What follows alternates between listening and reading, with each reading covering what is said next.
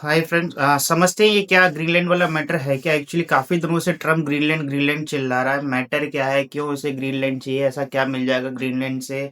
और जो बेसिकली उसका जो को मतलब सारे कुछ स्टेटमेंट अगर देखा जाए तो एक चीज बाहर निकल के आती है कि वो चाहता है कि ग्रीनलैंड पे इन्वेजन वो इस तरह से जस्टिफाई करे कि वो बोल रहा है कि जो आर्कटिक में वो अपना फ्रंटलाइन कॉरिडोर बनाना चाह रहा है रशिया और चाइना के अगेंस्ट। ये उसका पहला मतलब जो मेजर पॉइंट है उसका, ये मेजर पॉइंट है कि भाई वो फ्रंट लाइन कॉरिडोर बना लेगा और रशिया चाइना के अगेंस्ट बैठा रहेगा कि नहीं, मैं तो यहाँ बैठा हुआ हूँ।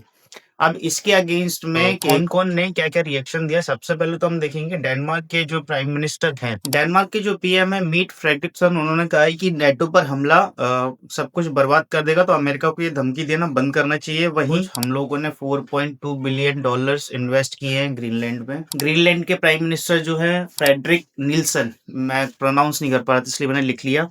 पीएम जेन्स फ्रेडरिक नील्सन ने कहा है कि वो डेनमार्क के साथ जाना पसंद करेंगे, नाटो के साथ जाना पसंद करेंगे, ईयू के साथ जाना पसंद करेंगे, लेकिन अमेरिका के साथ जाना पसंद नहीं करेंगे।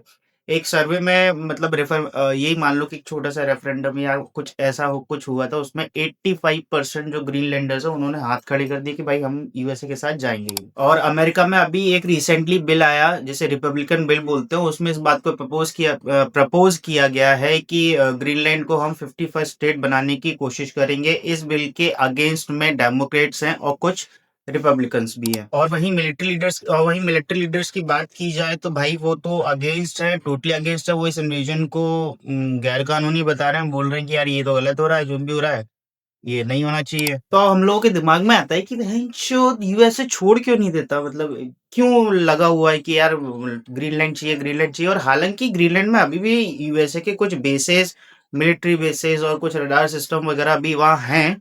लेकिन ऐसा क्या है कि ट्रम्प को ग्रीनलैंड पे टोटल कब्जा ही कब्जा चाहिए। तो ट्रम्प का कहना ये है कि वो एक फ्रंटलाइन कॉरिडोर बनाना चाहता है रशिया चाइना के अगेंस्ट। अगर अपन वर्ल्ड मैप देखते हैं तो जो ग्रीनलैंड है, ग्रीनलैंड और रशिया, ठीक है, उसके बीच में एक कॉरिडोर बनता है। अगर यूएसए वहां चला जाता है तो रशिया इस साइड से अगर कोई भी मिसाइल वगैरह फायर करेगा तो यूएसए उसको सबसे पहले डिटेक्ट कर सकता है। ठीक, यूएसए ट्रम्प का पहला पहला तो एक चीज ये है ट्रम्प की। दूसरी क्या है, ग्रीनलैंड, आइसलैंड और यूके, एक कॉरिडोर है। ठीक, इस कॉरिडोर से क्या होता है कि रशिया ज्यादातर अपना मतलब सी रूट यूज करता है।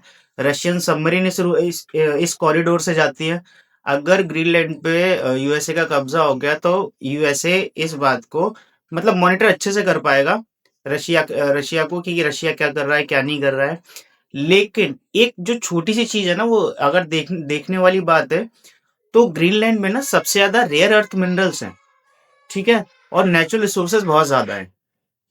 मुझे नहीं लग रहा है कि उतना मतलब यूएसए को ना वो मिलिट्री मिलिट्री चिल्ला रहा है कि हम फ्रंटलाइन कॉरिडोर बना लेंगे, फ्रंटलाइन कॉरिडोर बना लेंगे। बेसिकली क्या है कि अगर प्रेजेंट में देखा जाए ना, तो यूएसए का जो डिपेंडेंसी है रेयर अर्थ मिनरल के लिए वो है सबसे ज्यादा चाइना पे।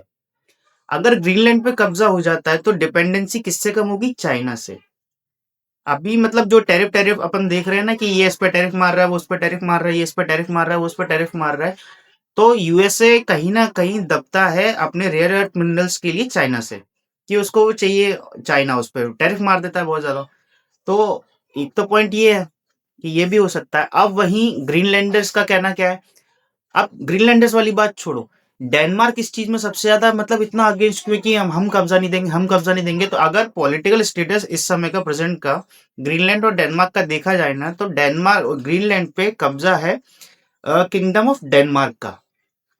ठीक है, अब दोनों की गवर्नमेंट अलग अलग है, लेकिन जो ग्रीनलैंड की गवर्नमेंट है वो केवल अपने इंटरनल लॉज बना सकती है, अपनी स्टेट को मैनेज कर सकती है, एजुकेशन हेल्थ बस इसके लिए लॉज बना सकती है। लेकिन ग्रीनलैंड के जो लोग हैं वो रिप्रेजेंटेटिव भेजते हैं डेनमार्क की पार्लियामेंट में।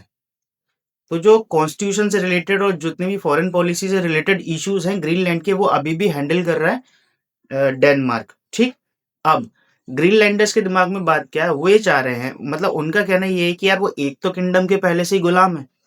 ठीक, अगर इनकेस ऐसा कुछ हो जाता है, अमेरिका टेक ओवर कर लेता, फिर क्या होगा? एक किंगडम से वो दूसरे किंगडम में पहुंच जाएंगे और बेसिकली और उन्होंने पहले बहुत सारी चीजें ऐसी देखी हैं, ये चीजें दोबारा से रिपीट हो। डेनमार्क कब्जा इसलिए नहीं देना चाहता क्योंकि वो जो ग्रीनलैंड है वो अभी भी किसी के कब्जे में है, डेनमार्क के कब्जे में है।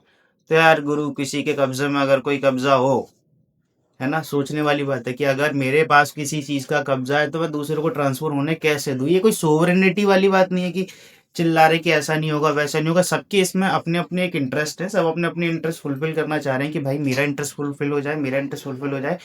और जो खटिया खड़ी हो रही है ना, वो हो रही है ग्रीनलैंडर्स की, क्योंकि उनको कुछ समझ में ही नहीं आ रहा कि गुरु, अगर डेनमार्क ने कल को कोई ट्रीटी या किसी पॉलिसी के दबाव में आके यूएसए से हाथ मिला लिया, भाई इन लोगों का क्या होगा, सोच के देखो। और दूसरी बात, अगर ये जो ट्रम्प मतलब जिस चीज को सबसे ज्यादा फोकस रख रहा है कि मैं तो भाई मतलब इसको फ्रंट लाइन कॉरिडोर बनाऊंगा, आर्कटिक में मैं पूरा कंट्रोल ले लूंगा अगर मैं ग्रीनलैंड से ऐसा कर लूंगा, ठीक है, तो भाई रशिया भी शांत नहीं बैठेगा, वो भी कुछ ना कुछ करेगा। और ग्रीनलैंडर्स को सबसे ज्यादा इसी बात का टेंशन है कि भाई तुम तो हमको आगे खड़ा कर दोगे, तुम्हारा देश तो पीछे है, वो यहाँ से आएगा लड़ेगा यहाँ, अगर तुम्हारे बेसिस वगैरह सारे ज्यादा हो जाएंगे हम कहाँ जाएंगे।